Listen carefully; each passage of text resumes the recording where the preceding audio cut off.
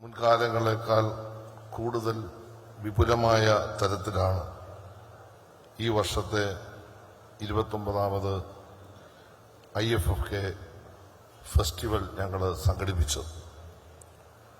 പ്രേക്ഷക പങ്കാളിത്തം കൊണ്ടും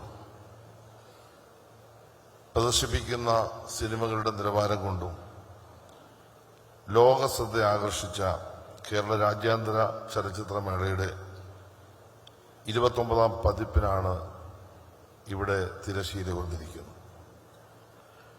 IFFK സംബന്ധിച്ചിടത്തോളം പ്രേക്ഷക പ്രതീക്ഷകൾ തെറ്റാതെ മികച്ച ഒരു പാക്കേജ് ഒരുക്കാൻ സാംസ്കാരിക വകുപ്പിനും ചലച്ചിത്ര അക്കാദമിക്കും കഴിഞ്ഞിട്ടുണ്ട്.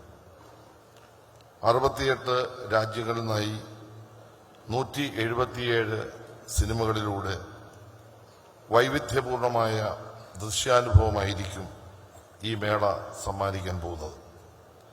അന്താരാഷ്ട്ര മത്സര വിഭാഗത്തിൽ 14 സിനിമകളും മലയാള സിനിമ ടുഡേ വിഭാഗത്തിൽ 12 ചിത്രങ്ങളും ഇന്ത്യൻ സിനിമ നൗ വിഭാഗത്തിൽ 7 സിനിമകളും പ്രദർശിപ്പിക്കും. ലോക സിനിമാ വിഭാഗത്തിൽ 63 സിനിമകൾ ഉൾപ്പെടുത്തിയിട്ടുണ്ട്. മുൻദിന മേളകളിൽ പ്രേക്ഷക പ്രീതി നേടിയ 13 ചിത്രങ്ങളടങ്ങിയ ഫെസ്റ്റിവൽ ഫേവറേറ്റ്സ് മറ്റൊരു ആകർഷണമാണ്. ചലച്ചിത്രകഥയിൽ ശതാബ്ദിയിലെത്തിയ അർമീനിയയിൽ നിന്നുള്ള 7 ചിത്രങ്ങൾ കൺട്രി ഫോക്കസ് വിഭാഗത്തിൽ പ്രദർശിപ്പിക്കും. സിനിമയിലെ സ്ത്രീ പ്രാതിനിധ്യത്തിന് വളരെയേറെ പ്രാമുഖ്യം നൽകിയ ഒരു മേളയാണിത്. ബഹുമാനപ്പെട്ട മുഖ്യമന്ത്രി ആ കാര്യം ഇവിടെ ആമുഖമായി സൂചിപ്പിച്ചു. ഈ ഉദ്ഘാടന ചടങ്ങിൽ വെച്ച് ലൈഫ് ടൈം അച്ചീവ്മെന്റ് അവാർഡ് നൽകി ആദരിച്ചത് ഏഷ്യയിലെ വനിതാ സംവിധായകർ പ്രമുഖയായ ആൻ ഹുയിലെയാണ്. ഇന്ത്യൻ സംവിധായിക പായൽ കമ്പാടിയയ്ക്കാണ് ഈ ഫെസ്റ്റിവലിന്റെ സമാപന ചടങ്ങിൽ സ്പിരിറ്റ് ഓഫ് സിനിമ അവാർഡ് നൽകുന്നത്. ലോകത്തെ വനിതാ ഛായാഗ്രഹകർ പ്രമുഖയായ ഫ്രഞ്ച് സിനിമാറ്റോഗ്രാഫർ ആനിയസ് ആണ് ഈ തവണ ജൂറി ചെയർപേഴ്സൺ. ഇന്നത്തെ ഈ ചടങ്ങിലെ മുഖ്യാതിഥി നമ്മുടെ സിനിമാ ലോകത്ത് 50 വർഷം പൂർത്തിയാക്കിയ ഇന്ത്യൻ സിനിമയുടെ അഭിമാനമായ ശബാന ആസ്മിയാണ്.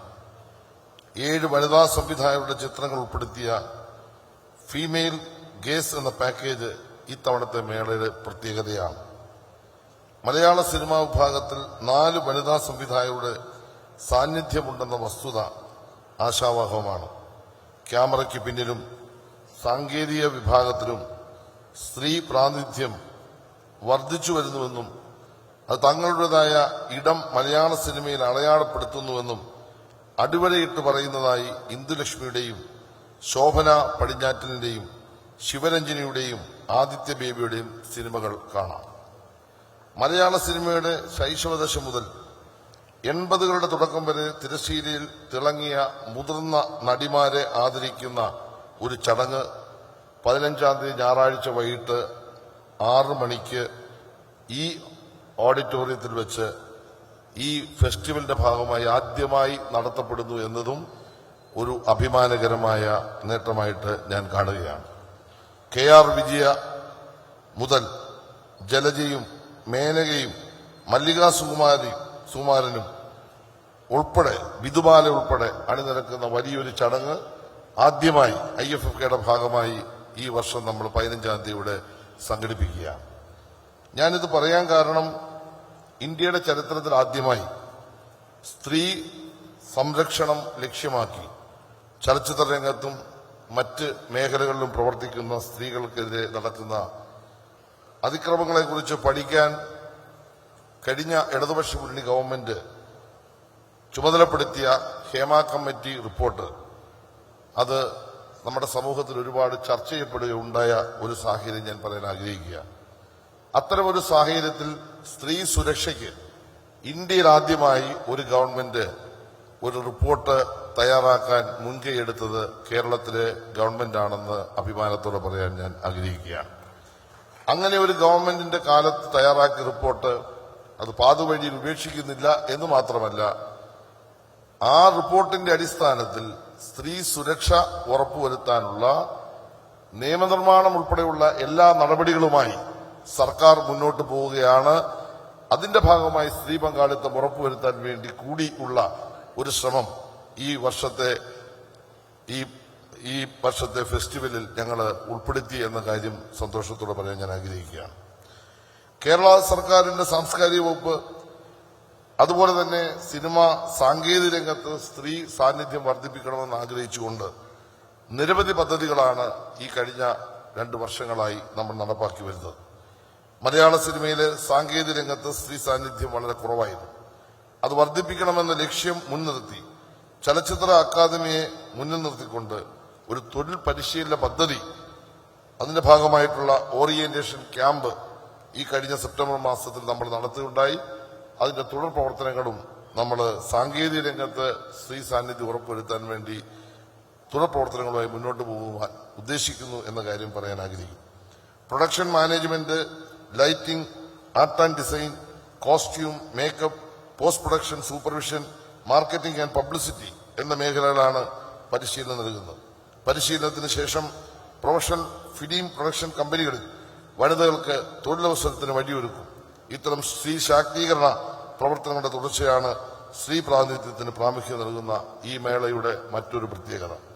ഈ മേള മാർക്കറ്റിംഗ് രംഗത്ത് ഒരു വലിയ ഇടപെടൽ ഞങ്ങൾ നടത്തിയിരിക്കുകയാണ്. നമ്മുടെ രാജ്യത്തിനും രാജ്യത്തിന് പുറത്തുമുള്ള സിനിമാ രംഗത്തെ സാങ്കേതിക മേഖലയെക്കുറിച്ച് മനസ്സിലാക്കാനും പഠിക്കാനും നമ്മുടെ സിനിമകൾ ലോക തലത്തിൽ ഉയർത്തിക്കൊണ്ടുവരാൻ കഴിയുന്ന മാർക്കറ്റിംഗ് സ്ട്രാറ്റജി കഴിഞ്ഞ വർഷം ആരംഭിച്ചു. ഈ വർഷം നമ്മുടെ അക്കാദമിയും അതുപോലെ തന്നെ KSRTCയുടെ നേതൃത്വത്തിൽ വളരെ ഭംഗിയായി ഞങ്ങൾ സംഘടിപ്പിക്കുന്നു എന്ന ഒരു പ്രത്യേകതയും ഈ മേളയുടെ ഭാഗമായി ഉണ്ട് എന്ന കാര്യം പറയാൻ ഞാൻ ആഗ്രഹിക്കുകയാണ്. മേളയുടെ ഭാഗമായി നിരവധി പരിപാടികൾ സംഘടിപ്പിക്കുന്നുണ്ട്. മൺമറഞ്ഞുപോയ ചലച്ചിത്ര പ്രതിഭകൾക്ക് സ്മരണാഞ്ജലി അർപ്പിക്കുന്ന ചടങ്ങ് അത് നാളെ വൈകിട്ട് 6 മണിക്ക് നില തിയേറ്ററിൽ നടക്കുകയാണ്. നമ്മളെ വിട്ടുപിരിഞ്ഞ കുമാർ ഷഹാരി, മോഹൻ, ഹരികുമാർ, കവിയൂർ പെന്നമ്മ, ചെലവൂർ വേണു, നെയ്യാറ്റിൻകര കോമളം തുടങ്ങിയവർക്ക് മേള സ്മരണാഞ്ജലി അർപ്പിക്കും. കേരള സംസ്ഥാന ചലച്ചിത്ര അക്കാദമി ശ്രദ്ധാഞ്ജലി പരമ്പരയിൽ ഉൾപ്പെടുത്തി പ്രസിദ്ധീകരിച്ച 6 പുസ്തകങ്ങൾ ഈ മേളയുടെ ഭാഗമായി ഞങ്ങൾ പ്രകാശനം ചെയ്യുന്നുണ്ട്. 50 ലോക ചലച്ചിത്ര ആചാര്യർക്ക് ആദരവർപ്പിക്കുന്ന ഡിജിറ്റൽ ആർട്ട് എക്സിബിഷനും ഈ മേളയുടെ ഭാഗമായി സംഘടിപ്പിക്കുന്നുണ്ട്. Cinema archive, digital art and tribute എന്ന എക്സിബിഷൻ സംവിധായകൻ TK രാജീവ് കുമാറാണ് ക്രിയേറ്റ് ചെയ്തിരിക്കുന്നത്. അതുപോലെ തന്നെ Akira Kurosawa, Alain Resnais, Alfred Hitchcock, Tarkovsky, Adoor Gopalakrishnan, Aravindan, Agnes Marta Meszaros, Meera Nair തുടങ്ങി 50 ചലച്ചിത്ര പ്രതിഭകൾ അണിനിരക്കുന്ന ഈ പ്രദർശനം ഡിജിറ്റൽ ചിത്രകലയും ചലച്ചിത്രകലയും സമന്വയിക്കുന്ന അപൂർവ ദൃശ്യവിരുന്നാവും. Open forum, in conversation, meet the director, Aravindan സ്മാരക പ്രഭാഷണം, പാനൽ ഡിസ്കഷൻ തുടങ്ങിയ അനുബന്ധ പരിപാടികളും മേളയെ സജീവമാക്കും. ഈ വർഷം ആദ്യമായി അനശ്വര ചലച്ചിത്ര പ്രതിഭകളായ JC ദാനിയേൽ, PK റോസി, സത്യൻ, പ്രേം നസീർ, നെയ്യാറ്റിൻകര കോമളം എന്നിവരുടെ സ്മൃതി മണ്ഡപങ്ങളിൽ നിന്ന് നമ്മൾ സ്മൃതി ദീപപ്രയാണം ഇന്നലെ നമ്മൾ നടത്തുകയുണ്ടായി. മലയാള സിനിമയിലെ ഒരു കാലഘട്ടത്തിൽ സിനിമയെ അനശ്വരമാക്കിയ ഈ പ്രതിഭകൾ അവരുടെ സ്മരണകൾ ഉറങ്ങുന്ന മേരിലാൻഡ് സ്റ്റുഡിയോയിലും ആദരം അർപ്പിച്ചിട്ടാണ് സ്മൃതി ദിന പ്രയാണം ഇന്നലെ വൈകിട്ട് ചലച്ചിത്രോത്സവ നഗരിയിലെത്തി ഇവിടെ ആ തിരി കൊളുത്തിക്കൊണ്ട് ഈ 29ാമത് ഫിലിം ഫെസ്റ്റിവലിന് തുടക്കം കുറിച്ചത്. അത് വ്യത്യസ്തമായ ഒരു പുതിയ ഒരു തയ്യാറെടുപ്പിന്റെ ഭാഗമായി ഞങ്ങൾ ഈ വർഷത്തെ ഫെസ്റ്റിവലിനോടനുബന്ധിച്ച് സ്വീകരിച്ച നിലപാടാണ്. മലയാള സിനിമയിലെ ഒരു കാലഘട്ടത്തെ ദീപ്തമാക്കിയ പ്രതിഭയുടെ ഓർമ്മകൾ ഇനിയും വരുന്ന 7 ദിവസവും മാനവം വീതിയിലെ P. ഭാസ്കരൻ പ്രതിമയ്ക്ക് മുന്നിൽ ജ്വലിച്ചു നിൽക്കും. എല്ലാ ദിവസവും സാംസ്കാരിക വകുപ്പിന്റെ വിവിധ സ്ഥാപനങ്ങൾ ഏർപ്പെടുത്തിയിട്ടുള്ള സാംസ്കാരിക കലാപരിപാടികൾ എല്ലാ ദിവസവും ഇതിന്റെ ഭാഗമായി ഈ വർഷം പുതിയതായി നമ്മൾ സംഘടിപ്പിച്ചിട്ടുണ്ട്.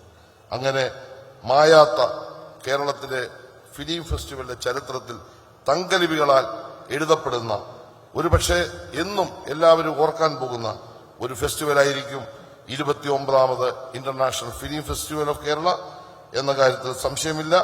ഈ ദൃശ്യാനുഭവങ്ങൾ സമ്പന്നമാകുന്ന ഈ മേളയുടെ 7 ദിനങ്ങൾ എല്ലാവരുടെയും സാന്നിധ്യവും സഹായവും സഹകരണവും പ്രതീക്ഷിച്ചുകൊണ്ട് അധ്യക്ഷ പ്രസംഗം അവസാനിപ്പിക്കുന്നു. നന്ദി, നമസ്കാരം.